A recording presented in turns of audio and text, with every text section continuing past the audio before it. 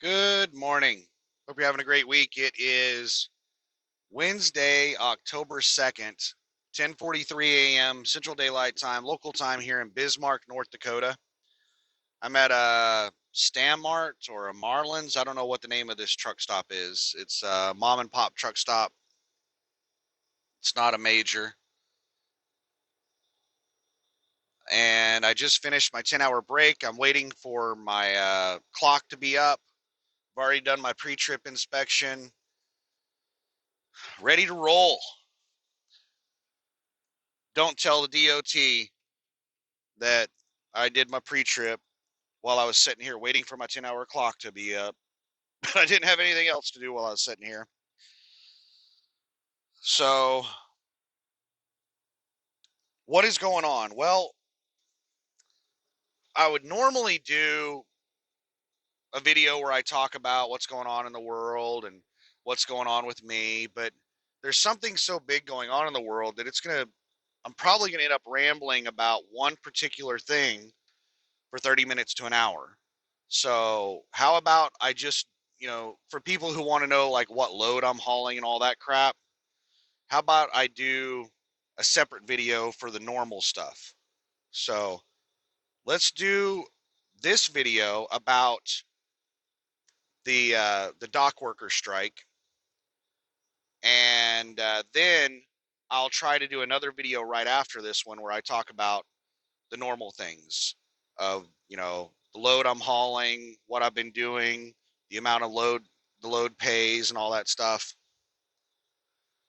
So let's talk about the dock workers strike.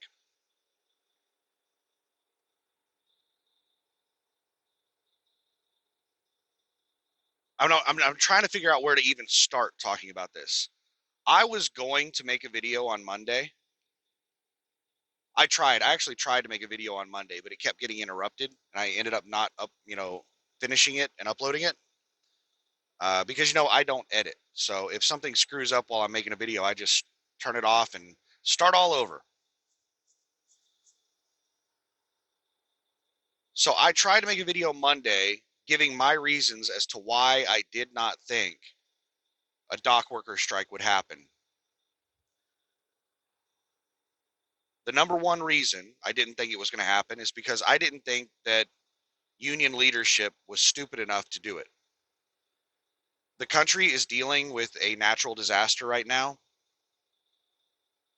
We are in recovery and relief efforts for that natural disaster, a multi-state natural disaster, historic flooding, lots of infrastructure damaged or destroyed, lots of structures, homes, businesses damaged or destroyed.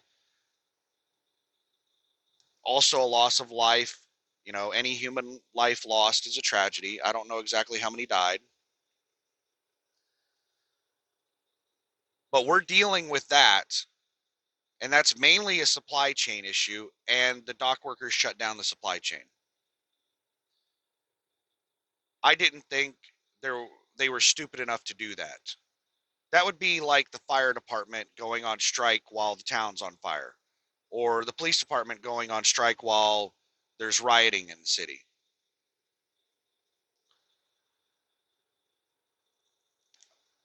That's just going to piss people off. It's going to make you look bad. It's going to cause the union to be vilified. And I think the longer that it goes on, the more the union will be vilified. And if this goes on for several weeks, then I think that it could affect more than just this union's reputation. It could affect all unions' reputation. It could affect the perception of the average person on how they feel about unions.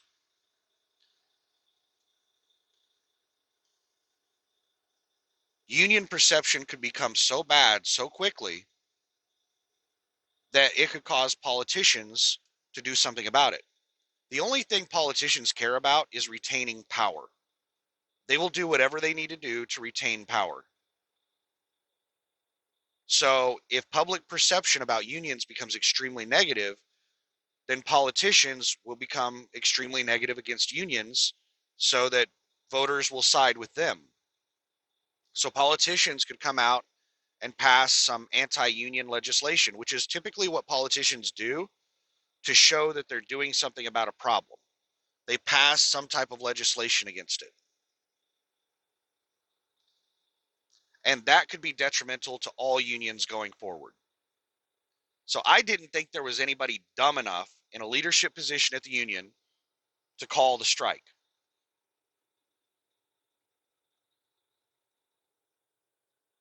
Number two reason I didn't think it would happen is because the federal government is supposed to stop strikes from happening, strikes like this from happening.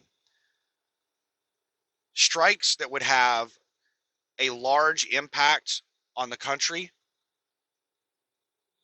We have laws on the books that allow the federal government to stop strikes like this from happening. This is the exact reason that law exists. The Biden administration used that. Well, I don't know if they specifically used that law. The Biden administration stopped. I don't know if they had to use the law to do it, but they stopped the West Coast port workers from striking. They stopped the rail workers from striking. I'm quite certain that they influenced UPS and stopped them from striking. Why did they not intervene and stop this strike? This strike is bigger than what would have happened with the West Coast port workers or the rail workers or UPS. This is bigger than any of those strikes would have had. The ramifications from this strike are going to affect the country more than any of those strikes. Why did they stop all of those strikes and not this one? Because the only thing politicians care about is retaining power. The Democrats, for a long time, have just been getting the union vote. The union members have just been blindly following the Democrats. Black people just blindly follow Democrats. Why? I don't fucking know. The Democrats have done some kind of amazing marketing or public relations campaign to get certain segments of the country to just vote for them. They don't really know what they're voting for. They just vote for Democrat. Well, the unions have gotten pissed off with the Democrats and how anti-union they've been by stopping all these strikes, which gives the company leverage in contract negotiations. So one of the union leaders went to the Republican National Convention and said that they're going to stop voting blindly for Democrats. They're going to vote for whoever most closely aligns with their interests, regardless of political affiliation. So they lost the union vote. Now, this is their attempt to get the union vote back, especially coming up on a presidential election. They're afraid with all of the votes they've lost from the black community and the unions, a lot of their, you know, voter blocks that just blindly vote for them have stopped blindly voting for them because of their policies and what they've been doing. Like it's the level, and let's not derail into that conversation. It's people have started seeing how bad and how radicalized the Democratic Party has become. And people have started actually turning their fucking brain on and not just blindly following and doing what they're told. So the Democrats are in crisis management right now. And they failed to do their duty of blocking this strike. The federal government should have blocked this strike. And they failed to do their duty. And they put their own personal interests ahead of the country. They want to get the union vote. I think it's going to backfire on the union, and I think it's going to backfire on the Democrats. I think that the union is going to be vilified in the media, not the news outlets. There's, you know, CNN, NBC, CBS, MSNBC, Fox News. Those are media outlets. They're not news outlets. They're entertainment media outlets. They don't report news anymore. They report entertainment. They're there to get views. They're not there to inform. So don't call them news outlets. They're misrepresenting themselves by calling themselves news outlets. Those media outlets are going to start vilifying the unions. They're going to start informing people how good these union people have it, how good the contract was that they rejected,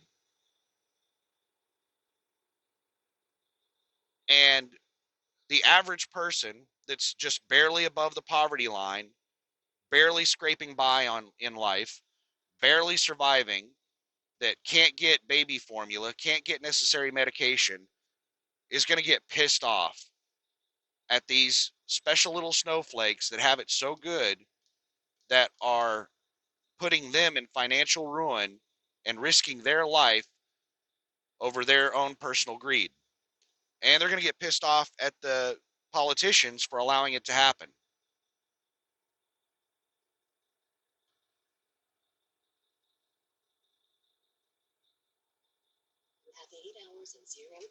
All right, just bear with me a second. We're going to start rolling. My clock is up, and we're about to start going. So I just didn't think the union was stupid enough to let it happen, and I didn't think that the government was stupid enough or selfish enough to let it happen.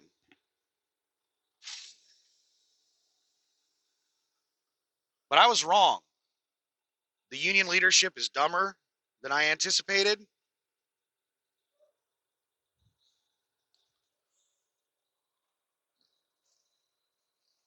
And the government, the politicians, are more selfish than I anticipated.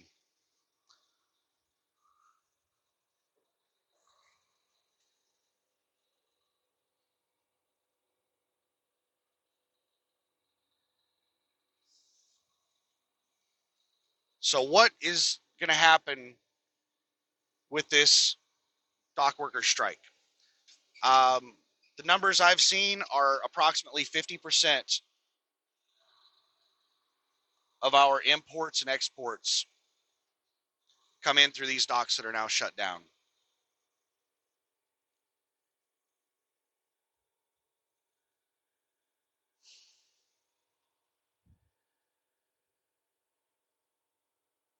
Sorry, it's gonna be touch and go while I'm getting on the interstate. So just bear with me.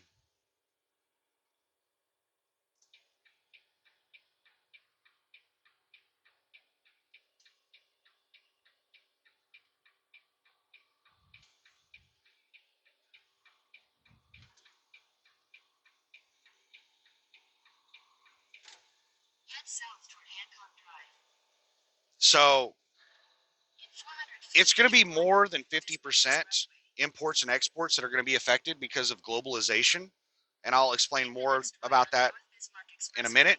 Hopefully, I remember to talk about that. What I want to cover right now is what to expect, at a retail level, at the store shelf level.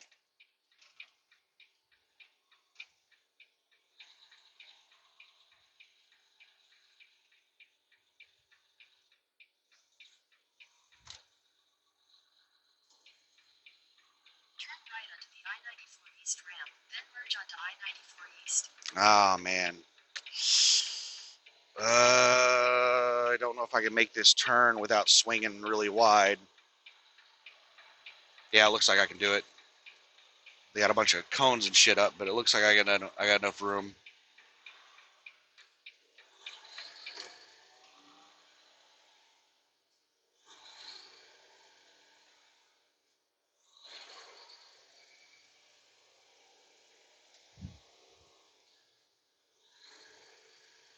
All right, so what should we expect in the to happen at a retail level? I'll talk later about what we should expect in the freight market. That's a more complex discussion. So what about store shelves? Are store shelves going to empty out right now? Maybe, but it's not going to be a direct result of the docks, the port shutting down. It takes time for things to get from a ship to a retail store shelf.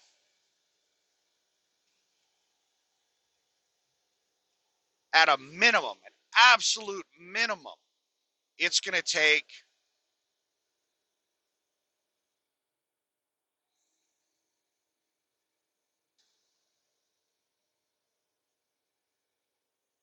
one to 2 weeks to see the impact on store shelves.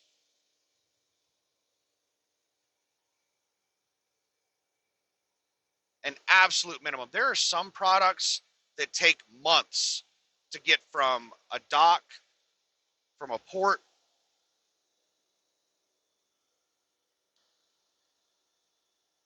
to a store shelf.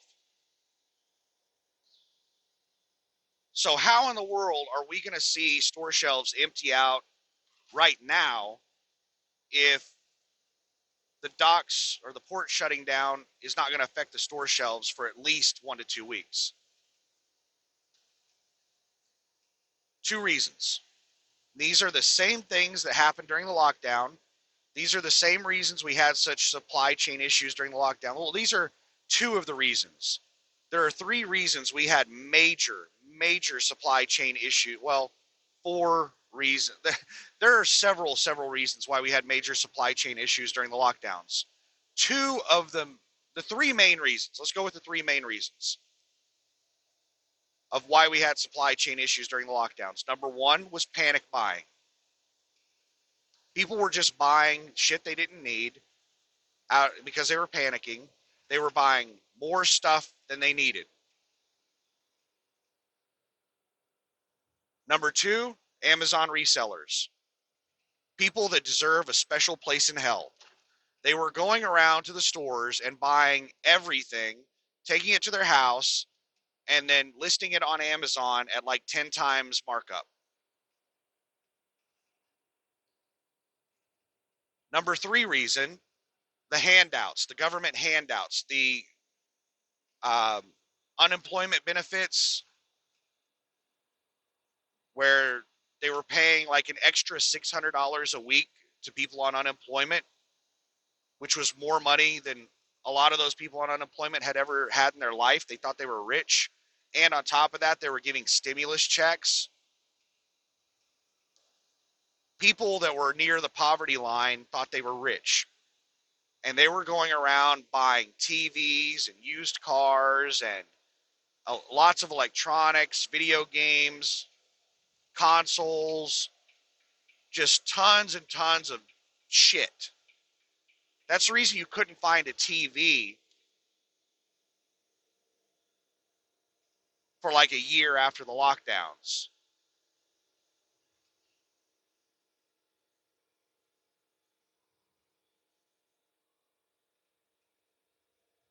There are several other things that affected the supply chain, like globalization and some places that experienced production issues that affected the entire supply chain, like the chips in Taiwan that the world is reliant on, caused a huge automotive shortage. But anyway, two of those two main things are the reason why store shelves are going to empty out right now. If you're seeing empty shelves right now, it's because of two reasons. It's not because of the dock shutting down, it's an indirect effect of the dock shutting down. It's panic buying and it's Amazon resellers. And they are going to exacerbate the problem. They are going to make a problem a crisis.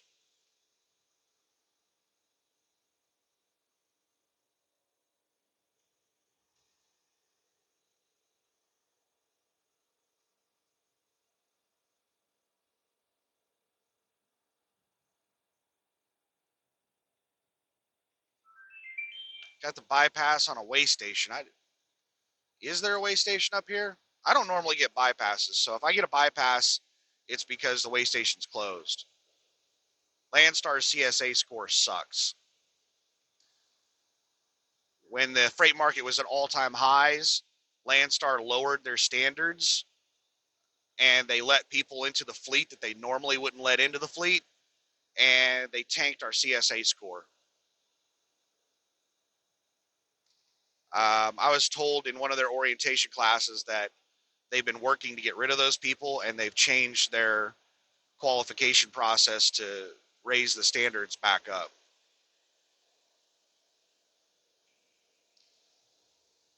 But now Landstar's desperate for drivers because so many people are going out of business. Landstar's fleet has shrunk by like 30%.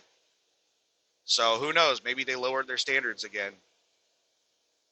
I'm not sure. I need to check and see what the fleet size is. See if it shrunk even more. There was like a 2 or 3 month period where we lost like 1,000 trucks in a very short amount of time, just a few months back.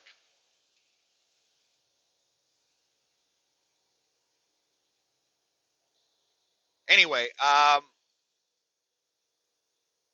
back onto this. So we covered the reasons I didn't think it was going to happen. We covered why store shelves might possibly be empty right now. It's not because the ports are shut down. It's because of panic buying and Amazon resellers, which is an indirect. It's not a direct effect of the port shutting down. It's an indirect effect.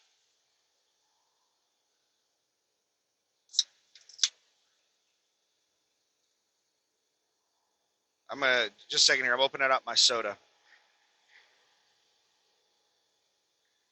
I'm still going through my morning routine. I'm just starting my day. I usually wait to start recording until after everything is just, you know, normalized and everything is situated, and then I can just focus on the video.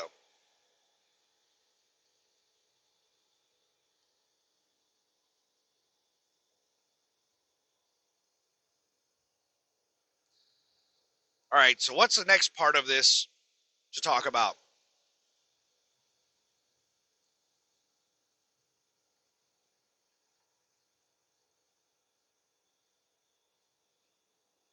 What is this going to affect?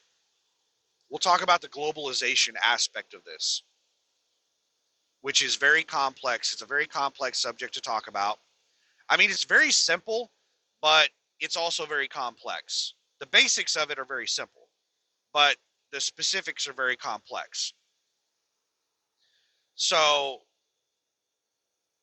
what will this impact? It will impact everything. Nobody knows exactly what this will impact.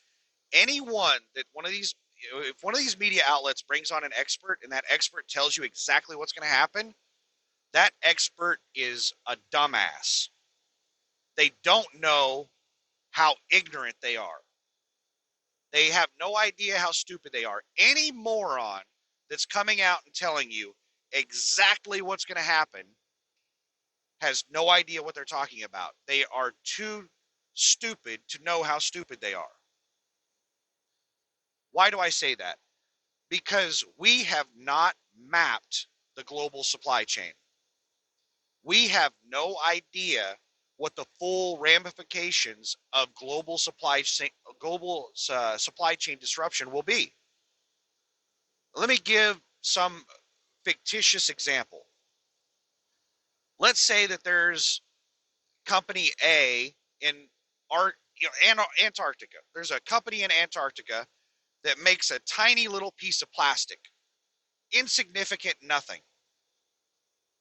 And that tiny little piece of plastic is used by company B in Africa. Well, company A in Antarctica, let's say that something happens and they get shut down, natural disaster, whatever. Nobody thinks anything of it.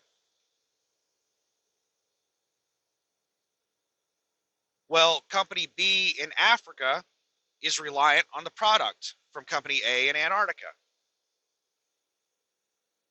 So they can no longer make something. And that something that they make is required by 10 different companies around the world, and it's halting their production lines, or it's reducing their production by 50% because they can still get that product from other suppliers, but there's only so much they can get from those other suppliers. They were getting like half of their supply from that company in Africa. So now we're at 50% production of this item. And then there are like 1,000 companies that are reliant on those companies. That is the global supply chain. Whenever they started promoting globalization in the 90s, and they were telling all of the dumbass people, the average citizen that's a moron, oh, you want globalization because you're going to be able to get cheap shit from China. Well, how are we going to get cheap shit from China? People are stupid. They don't understand the ramifications. It's like naive, ideology. It's like, yeah, let's give everyone universal basic income, but they don't understand the ramifications of that. They don't understand the reality of that. People are just like, oh yeah, I'm not going to have to work. I just sit at home. That's not what's going to happen. You don't understand how the world works if you think something like that would work. So people are naive, they're ignorant, they're stupid. So they sold people on this globalization, telling them they were going to be able to get cheap shit from China. Well, how do we get cheap shit from China? China doesn't have any labor laws. They don't have any regulations. It's an unregulated, unmitigated disaster over there, and you get poor quality crap from China. And yeah, it's cheap in all ways. So all of our manufacturing leaves this country and goes over there. So yeah, you can buy cheap shit at Walmart, but you lose your job. Instead of having that really nice job that pays so well that one person can support an entire family with an unskilled general labor job of screwing in a light bulb in a refrigerator on an assembly line, now that person is working at McDonald's and their whole family is having to work and they're barely scraping by. But they got cheap shit at Walmart. That's naive, ignorant, stupid people not understanding the ramifications of things that they support.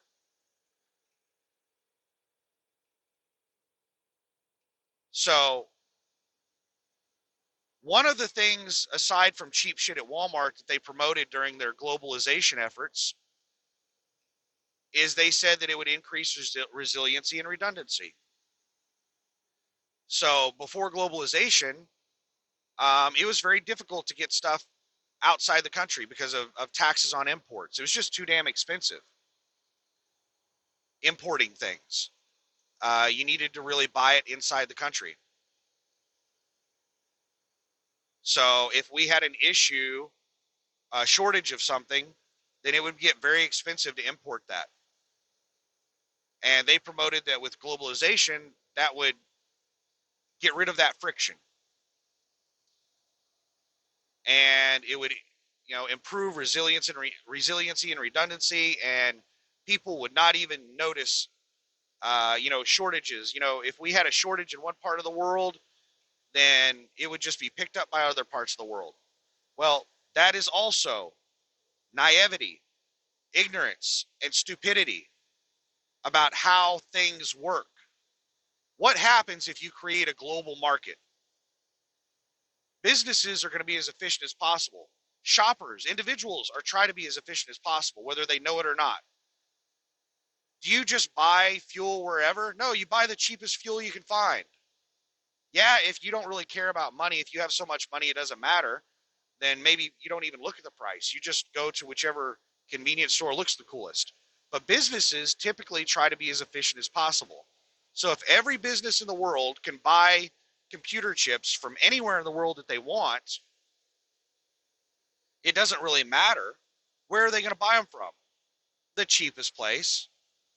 So if we had 100 places making computer chips and then we globalized and Taiwan was selling them the cheapest, what's going to happen to all those computer chip manufacturing places? Well, everybody's going to buy their computer chips from Taiwan. The only reason they would not buy from Taiwan is if they couldn't get them. Like, Taiwan can only make so many. But if Taiwan could meet the needs of the entire world, then they would put everybody else out of business. And we would have a single point of failure for computer chips. That's what the global supply chain has done. It's gotten rid of resiliency and redundancy within the system. And we have a lot of single points of failure.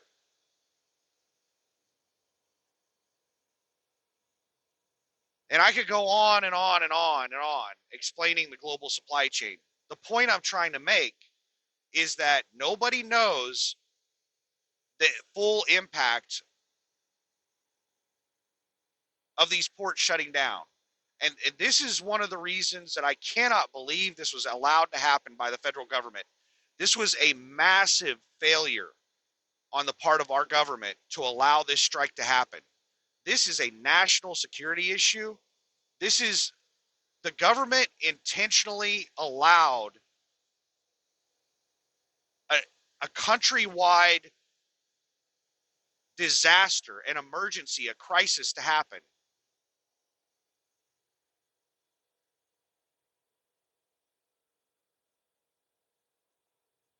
It's going to be a lot more impactful than 50% of our imports and exports. It's going to affect the entire world. It's going to be a worldwide problem.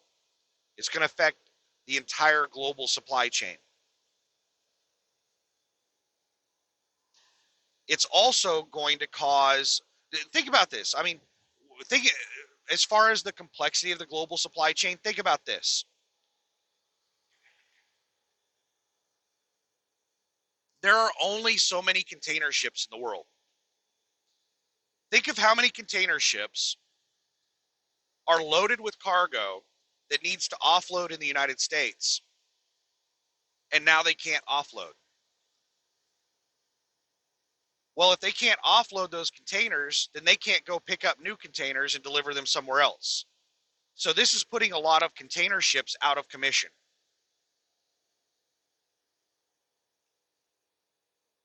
And they're scurrying to figure out how to get this cargo off of their ship. And these container ships have gotten so large that there's only a few ports in the entire world that can offload the mega container ships.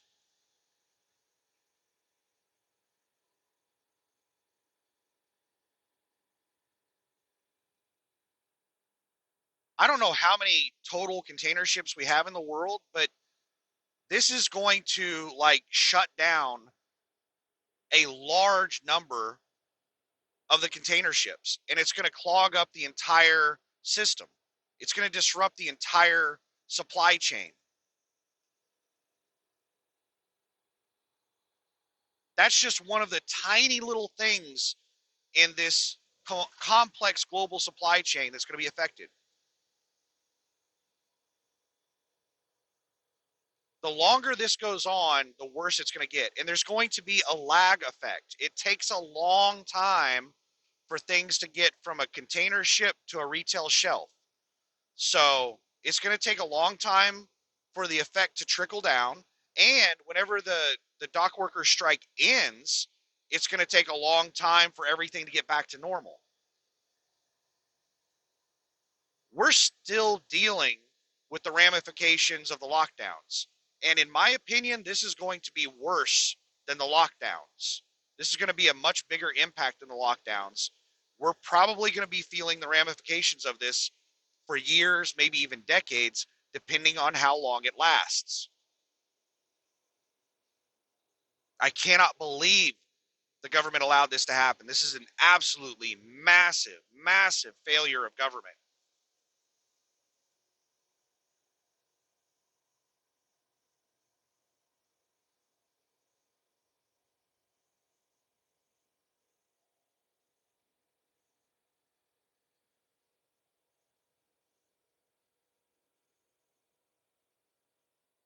Sorry, there's a truck passing me right now. So what did we just cover? We covered explaining the global supply chain and the complexities. So it's going to affect a lot of things, and nobody knows what exactly it's going to affect, what exactly it's going to impact.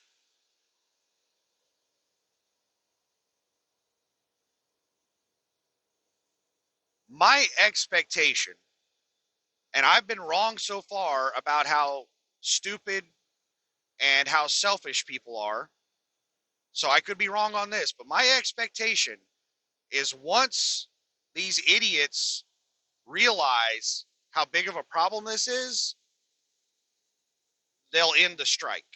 I don't expect this strike to last for long. Hopefully, it only lasts, um, a few days or a week or something like that. If it only lasts a few days or a week, it's not going to be some, massive crisis. In order for this to be a massive crisis, it's going to need to last. I don't know exactly how long. I would just be making a guess, but I would say a minimum of 2 weeks for it to become like a crisis. A 2 week backlog on imports and exports, on half of our imports and exports, yeah, that would start to begin a crisis.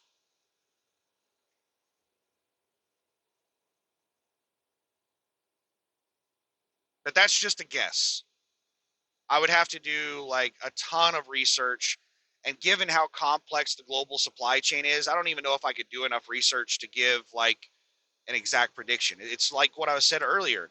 Anybody that's telling you exactly what's going to happen has no idea what they're talking about because nobody fully understands the global supply chain.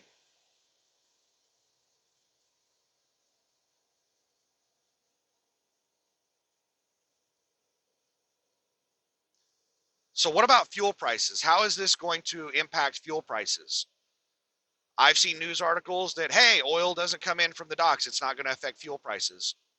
Bullshit. It's going to affect everything. How is it going to affect fuel prices?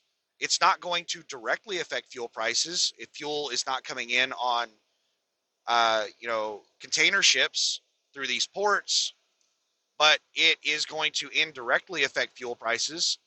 How is it going to indirectly affect fuel prices? Well, refineries need a constant flow of parts and all kinds of stuff to function.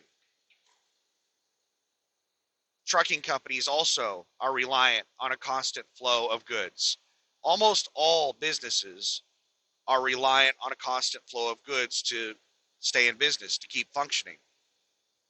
And when those goods stop, that it will either reduce their capacity or it will completely shut them down. So we are most likely going to see volatility in the fuel market. What does that mean? Well, with all of this, with all of these imports and exports stopping, that should cause a huge drop in fuel demand, which should cause prices to go down.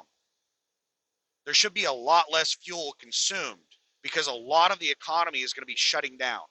And fuel is really tied in with the economy. When the economy is booming, we consume a lot of fuel because our civilization, all of our technology is based on fossil fuels. So, whenever we're doing a lot of things, we're using a lot of fuel. Whenever we go into a recession or a depression, whenever our economy goes down, we stop using fuel. Or we don't ever stop using fuel, but we start using less. So this is going to be really negative for the economy. It's going to cause the economy to go down significantly. So fuel prices should drop sharply. However, we also have to take into consideration all of the supply chain disruption, which can affect the supply side of the fuel. So the demand should be dropping, but the supply could also be dropping. And fuel, fossil fuels are typically purchased on a futures market. They buy it 6 months in advance or whatever. It's a speculative market. So they're speculating on what prices are going to be 6 months from now. And fuel prices at the pump today are based off of those speculations. They're not based off of what that, you know, uh, gas station paid for that gas. That's not what affects the fuel prices. If you paid $4 a gallon for that gas, but everybody's selling their gas for $1.50 a gallon, then you have to sell your gas for $1.50 a gallon and take a huge loss. And the same goes for profit. You know, if you only paid $1 a gallon, but now fuel prices are $5 a gallon, then you're making huge gains. So the price that the companies pay for fuel really doesn't have any effect on what they charge for fuel. The speculation on what fuel is going to cost 6 months into the future is what affects the price of the pump. So a politician coming out and making some statement that, you know, they don't like fossil fuel companies and they're going to do their best to try and shut them down, that could cause fuel prices to spike that day because it's a speculative market. So we are likely going to see a lot of volatility in fuel prices. And places that are at the highest risk are places like California. California has a lot. California is like its own little independent country that has its own special fucking rules. And part of their own special fucking rules is they have a very specific requirement for fuel. There are very few refineries that California gets their fuel from that makes, you know, the special fuel for California. So there is no resiliency or redundancy in the fuel system for California.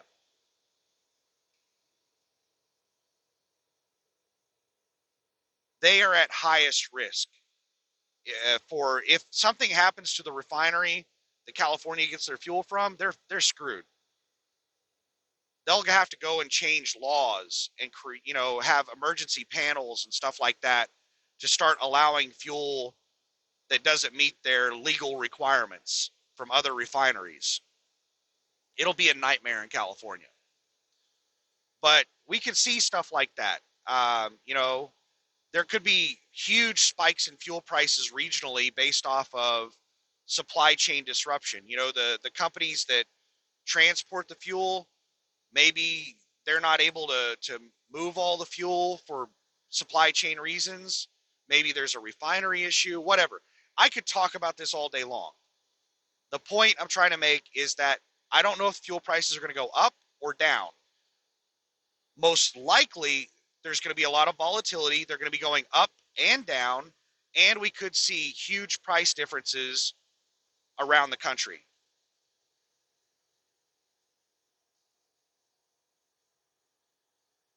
Now, one of the things that I'm really concerned with on the supply chain disruption is diesel exhaust fluid. Fluid, not fuel, for all you people out there that say diesel exhaust fuel. It's not a fuel, it's a fluid. Diesel exhaust fluid, DEF. Urea-based bullshit. The environmentalist, I could talk for days about the stupidity of the diesel exhaust fluid. Environmentalists are a great example of naivety, ignorance, and stupidity. They're not thinking through the full ramifications of their actions. Is DEF good for the environment? No. DEF systems are extremely bad for the environment. We use a lot more fuel. We create a lot more waste because of the DEF systems. We have them simply, the only purpose that DEF systems serve is environmentalism, and they are bad for the environment. It is beyond stupid why we have DEF systems on our vehicles. It is a level of dumb that's hard to wrap your mind around. Anyway, I can rant and rave about that forever. Let's go back about my concern about DEF. Even though DEF serves no functional purpose for the trucks are programmed to require DEF. These trucks will not run without DEF. The computer will shut them off. Now, you can get your DEF system deleted, but that's illegal. Mechanics can get in really big trouble if they get caught deleting a DEF system. So if we run out of DEF, the trucking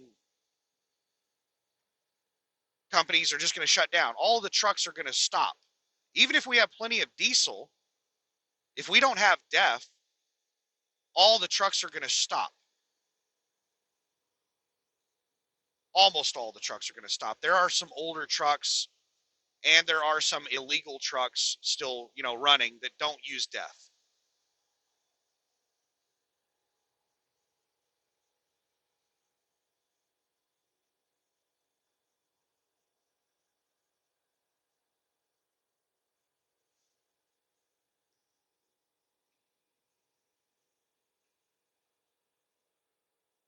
So what happens if we do have a DEF shortage? Well, during the lockdowns, we didn't have necessarily a DEF shortage, but we had a part shortage where people could not get their DEF systems repaired when they broke down, and they break down all the time. So during the lockdowns, they created some exemption where if you were shut down for at least 3 months, and I don't remember the exact details, but it was some absolutely ridiculously stupid requirements in order to get the exemption. You had to like be shut down for a minimum of 3 months waiting on the part. Not many trucking companies can just shut down for 3 months. We have ongoing, really expensive, truck payments are average like $700 a week. That's just the fucking truck payment. Insurance is all over the place. Some people pay $5,000 a year for insurance. Some people pay $50,000 a year for insurance. Expenses for these trucks are astronomical. To shut down and just sit there for 3 months, if you have like $1,000, $1,500 a week in expenses, most people can't recover from that. But they had that ridiculously stupid exemption where you could go to a mechanic and get your DEF system deleted if you met all of those requirements. Well, a lot of mechanics wouldn't bother with it because they didn't want to get in trouble if for some reason you didn't meet one of those requirements. They just didn't want to deal with the bullshit. And if you could find a mechanic that would delete your DEF system and you did meet all the requirements, you'd probably go out of business before you met all the requirements. Also, shops were so backed up that even if you met the requirements and could find a mechanic to do it, you might not be able to get your truck in the shop for a month. So what would happen if we had a major supply chain disruption with diesel exhaust fluid and the federal government said everybody can get their DEF systems deleted, no requirements? Every truck would be going to the shop to get their DEF system deleted. How long would it take you to get your DEF system deleted? There could be a line that is months or years long at the shop to get your DEF system deleted. You might have to park your truck for 6 months waiting to get your DEF system deleted.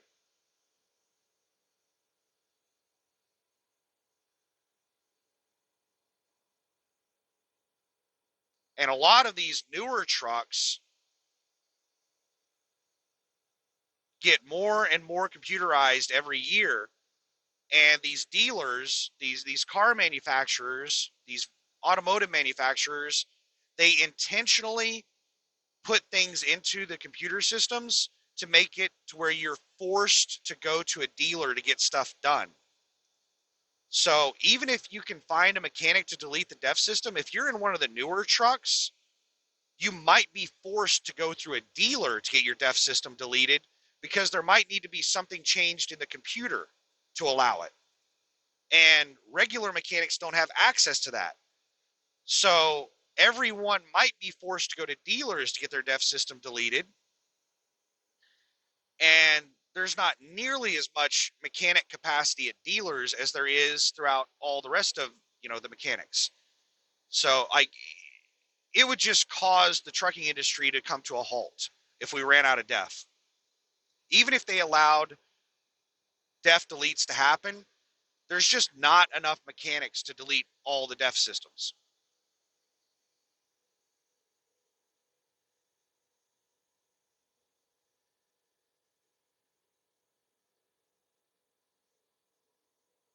So should you go out and be one of the panic buyers and go stock up on a couple hundred gallons of death. I don't know. You do you. I don't know what's going to happen. I'm just speculating on a possibility. You could go buy 100 gallons of DEF and put it in your garage, and then you could have some trivial part on your truck break where your truck won't run, and that part's out of stock and you can't get it in stock. And your truck is shut down for a year waiting on that part. Is that DEF going to help you? No. We don't know what's going to happen. And there's no way that you can fully prep for every eventuality.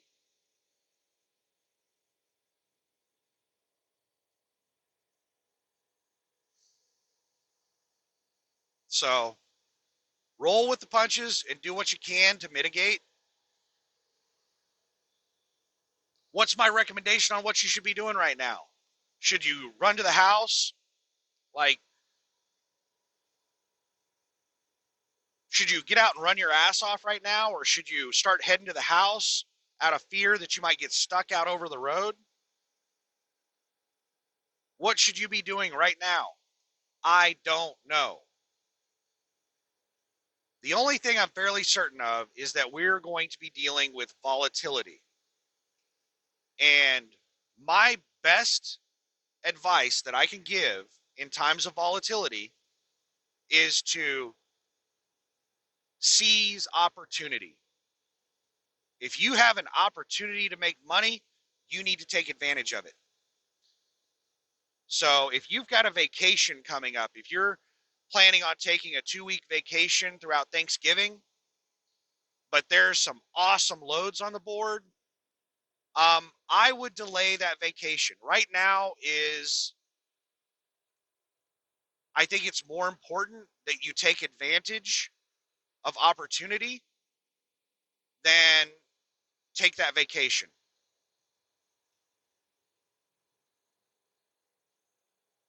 I would be like delaying vacations. Like, if the market gets really bad and you need to just park it, yeah, then, take a vacation while you're waiting on the market to get good. But if an opportunity arises right now, I think you need to be taking advantage of that opportunity. You need to be prioritizing the opportunity over things like vacation. That's about as much advice as I can give on the scenario that we're in. And there's a lot of things happening in the world. There's a tremendous amount of uncertainty and volatility in the world. Um, right now we're just talking mainly about the port disruption, but we have wars going on in the world. Um, I believe that we are in World War III right now. Historians in the future will determine when World War III started. But I think we're in World War III right now. The wars are written, by the historians after the fact, not during the wars. But I think we're in World War III right now. NATO is fighting against Russia, Iran, North Korea, China, at least those countries. Those are the primary countries, but there's several other countries involved, like India. People think India is a U.S. ally, but they're closely aligned with China and Russia. But we're fighting a major global world war against, between NATO and that alliance in Russia and Ukraine right now. And I'm fairly certain that World War III is happening right now. It doesn't look like what people expected it to look like. It's cyber warfare, it's economic warfare, it's trade warfare, it's a limited kinetic war. people didn't expect World War III to be like a limited kinetic war. They expected it to be, nuclear weapons launched at large scale. I just think World War III is happening differently than what people anticipated. And I think the reason it's happening at such a small scale, or a smaller scale than what people anticipated, is because the countries involved in World War III are terrified of nuclear escalation. So it's a much more limited war than we've had in previous world wars.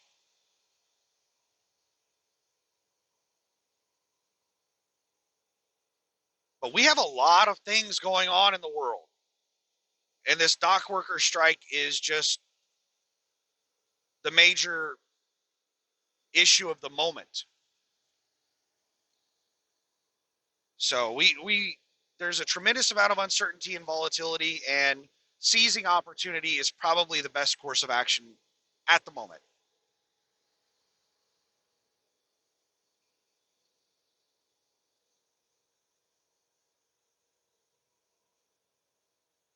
So I should probably wrap this video up before it gets too long.